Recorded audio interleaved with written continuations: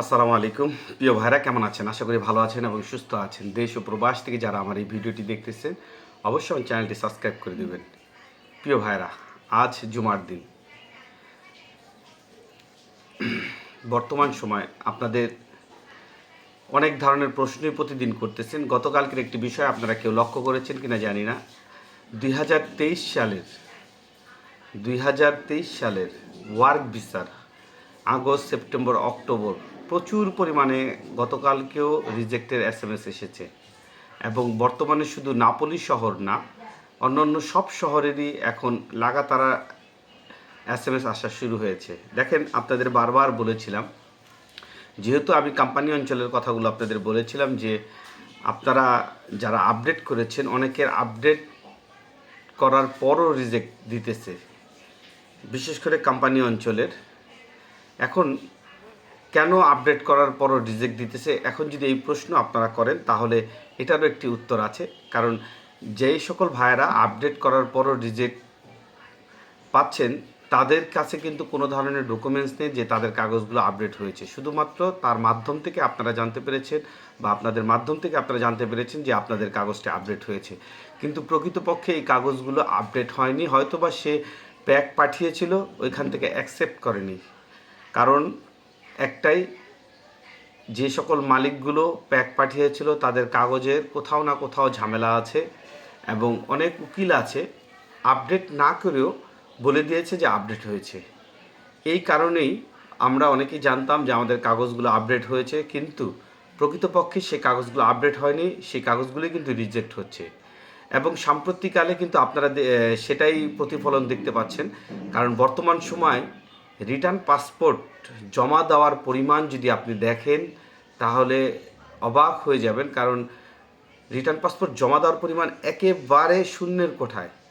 2-4টা হয়তো প্রতিদিন return passport জমা হয়, কিন্তু তার এগেনস্টে শুধু রিজেক্টের এসএমএস আসে 40 থেকে 50-এর অধিক। গতকালকে আপনি বিভিন্ন গ্রুপগুলোতে এবং বিভিন্ন পেজগুলোতে আপনি দেখতে পাবেন যে কী পরিমাণ এসএমএস এসেছে, শুধু রিজেক্ট রিজেক্ট এবং রিজেক্ট, এবং সেটা সব শহরেরই কম বেশি আছে। গতকালকে লাতিনার দেখেছি, গতকালকে রোমের দেখেছি, গতকালকে আমি নাপোলির তো ছিলই।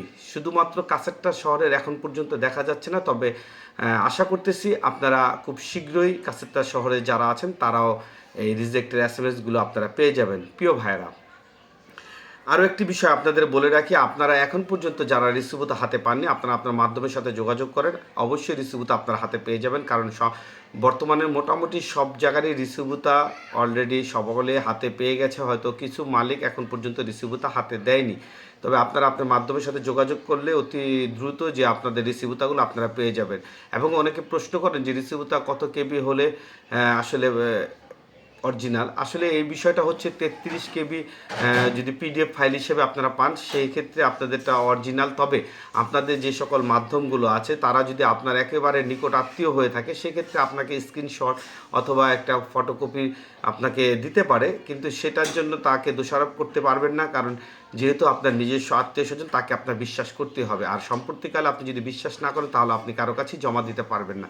প্রিয় ভাইয়েরা, 2026 সালে যারা আবেদন করবেন আপনারা কিন্তু সকলেই নুলাস্তা হাতে পাবেন না, এটা আপনারা নিশ্চিত থাকেন। আর এর মধ্যে কিন্তু অনেকেই আছেন যেটা রিসিট বাণিজ্য হবে, সেটা অনেকেই না নিজের অজান্তেই সেই রিসিট বাণিজ্যের ফাঁদে পা দিয়েছেন। কারণ আপনি জানেনও না যে আপনার রিসিটটা অরিজিনাল না ডুপ্লিকেট। সেই ক্ষেত্রে আসলে কিছুই করার নেই, অপেক্ষা ধৈর্য ছাড়া। আর যেহেতু আপনারা যারাই সম্প্রতিকালে জমা দিয়েছেন তারা অবশ্যই 1 থেকে 1.5 মাসের মধ্যে আপনারা একটা রেজাল্ট পেয়ে যাবেন। যদি নুলাস্তা হাতে পান তো পাবেন।